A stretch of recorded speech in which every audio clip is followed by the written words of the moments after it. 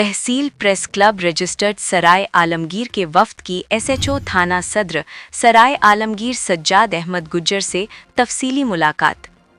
سرائے عالمگیر سے تحصیل رپورٹر نوازش ملک کی رپورٹ ملاحظہ فرمائیں۔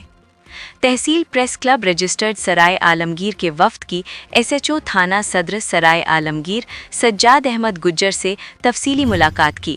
اس وفد میں سرپرست تحصیل پریس کلب رجسٹرڈ سرائے عالمگیر چوہدری محمد افضل لیڈر، چیئرمین تحصیل پریس کلب رجسٹرڈ سرائے عالمگیر چوہدری عرفان احمد، چیئرمین مجلس عاملہ تحصیل پریس کلب رجسٹرڈ سرائے عالمگیر راجہ تنویر آفتاب، جنرل سیکرٹری تحصیل پریس کلب رجسٹرڈ سرائے عالمگیر چوہدری شاہد افضل، فنانس سیکرٹری سینئر صحافی ملک احسان الہی صابری، جذبہ نیوز گجرات، ممبر تحصیل پریس کلب سینئر صحافی دانیال امجد و دیگر شامل تھے۔